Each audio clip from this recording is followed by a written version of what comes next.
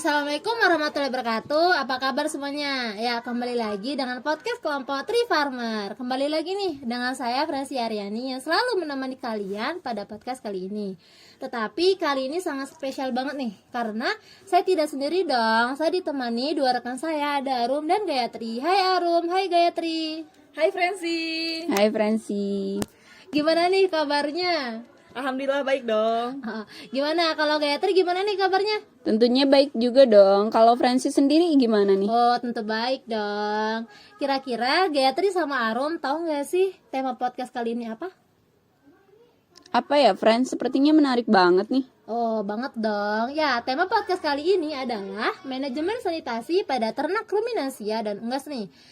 Baik, kita tidak perlu lama-lama lagi berbicara mengenai manajemen sanitasi. Nah, bagaimana sih menurut pendapat dari Arum dan Gayatri, seberapa penting sih sanitasi pada ternak? Nah, untuk pertama kita ke ternak ruminasia dulu nih. Menurut Arum gimana? Untuk ruminasia sendiri, sanitasi kandang itu menurut saya merupakan usaha dalam rangka membebaskan kandang dari bibit-bibit penyakit, baik itu parasit maupun kuman lainnya. Nah, dengan menggunakan obat-obatan pengendalian seperti misalnya desinfektan pada dosis yang telah dianjurkan. Dan tentu saja hal ini sangat penting untuk dilakukan agar ternak kita merasa nyaman di dalam kandang jika sanitasinya pun rutin untuk dilakukan. Nah, kalau untuk ternak unggas sendiri gimana nih Gayatri? Kalau menurut saya, untuk sanitasi pada unggas maupun ruminansia sama saja, yang membedakan hanya pada manajemennya saja. Untuk ruminansia dilakukan pada ternak sapi, kambing, domba, sedangkan untuk unggas sendiri pada ternak ayam, itik, entok. Dan sanitasi itu memang sangat penting untuk dilakukan agar ternak merasa nyaman dan peternak pun senang. Baiklah, selanjutnya biasanya kapan sih Arum dan Gayatri kapan dan hal apa saja yang sering dilakukan ketika melakukan sanitasi? Untuk ternak ruminansia gimana? Nah, untuk ruminasia sendiri itu biasanya saya melakukan sanitasi itu 2 kali sehari, yaitu kebetulan kan saya sapi perah, jadi dilakukannya itu pada sebelum pemerahan dan sesudah pemerahan. Nah, ini dimulai pada lingkungannya sendiri, sudah lingkungannya lalu saya melakukan sanitasi itu pada ternaknya. Oke, baiklah. Untuk unggas sendiri gimana nih Gayatri? Untuk sanitasi pada unggas sendiri, diawali sanitasi kandang baik itu grower dan layer, dilakukan dengan 4 tahap. Yang pertama yaitu pembuangan kotoran ayam yang menumpuk di bawah kandang, lalu pemberian batu kapur di bawah kandang supaya telur-telur cacing dan bakteri lainnya mati atau tidak dapat berkembang, lalu pencucian kandang dengan menggunakan disinfektan maupun sabun, dan yang terakhir penyemprotan kandang. Baiklah, masih ada nih beberapa pertanyaan lagi agar para penonton podcast Tree Farmer ini lebih paham lagi tentang manajemen sanitasi, baik sanitasi terhadap ternak ruminansia dan unggas. Baik, kita lanjut ya. Ada nggak sih bedanya antara sanitasi ruminansia dan unggas? Baik, kalau sanitasi ruminansia gimana, Rom? Untuk ruminasia sendiri ya, untuk ruminasia dan unggas itu seperti hal yang telah saya jelaskan tadi, memang bedanya itu kalau unggas itu kan lebih banyak yang harus dilakukan, lebih rumit dibandingkan dengan ruminansia. Untuk ruminansia sendiri, karena saya memang bergelut pada memang bidang peternakan ruminansia, menurut saya tidak sulit unggas, tidak harus banyak yang harus dikerjakan. Mungkin untuk sapi perah bedanya dilakukan pemerahan dan sebelum itu dilakukan sanitasi terlebih dahulu. Sedangkan untuk unggas sendiri mungkin dilakukan pemanenan atau pengambilan kotoran dari unggas itu sendiri.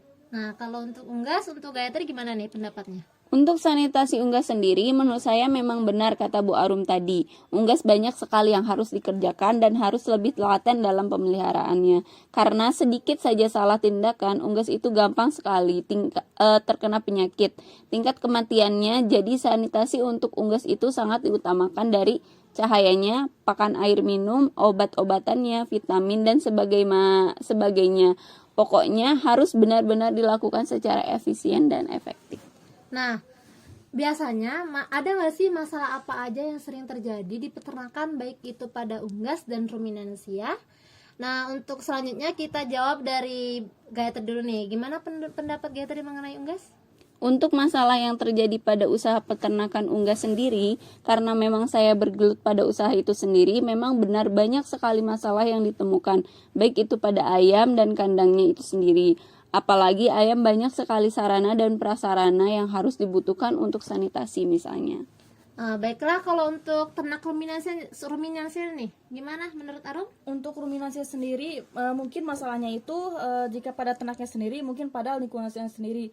Karena misalnya pada ternak itu tidak mau makan atau pakannya yang tersedia, tapi ternak itu tidak mau mengkonsumsi pakan tersebut. Nah, untuk lingkungannya sendiri, karena kan memang sanitasi itu banyak yang harus dilakukan, apalagi dilakukan pada sebelum dan sudah pemerahan, sehingga kita mungkin kekurangannya itu pada sarana dan prasarananya sendiri. Oke, baiklah. Nah, ini merupakan pertanyaan terakhir. Semoga dengan 5 pertanyaan tadi pada para penonton bisa lebih tahu manajemen sanitasi untuk ruminansia dan unggas. Nah, yang terakhir ini terkait dengan masalah-masalah yang terjadi. Apa sih yang bisa kita lakukan untuk mencegah dan menanggulangi masalah tersebut? Untuk pendapat dari Bu Arum sendiri gimana? Untuk ruminansia sendiri, kan karena memang saya di ruminansia, untuk menanggulangi masalah-masalah tersebut biasanya saya melakukan itu dengan identifikasi terlebih dahulu untuk ternaknya, baik itu dari segi pakan, tingkah laku, dan kesehatannya. Nah, dari itu barulah saya mengambil tindakan dengan melakukan hal-hal yang harus saya lakukan.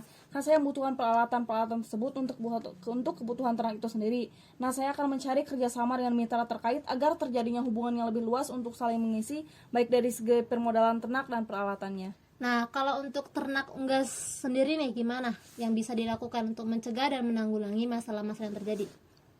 Terkait dengan masalah di sini, saya sebagai peternak tentu akan mengutamakan kenyamanan dan kesejahteraan ternak saya, khususnya unggas yang saya geluti.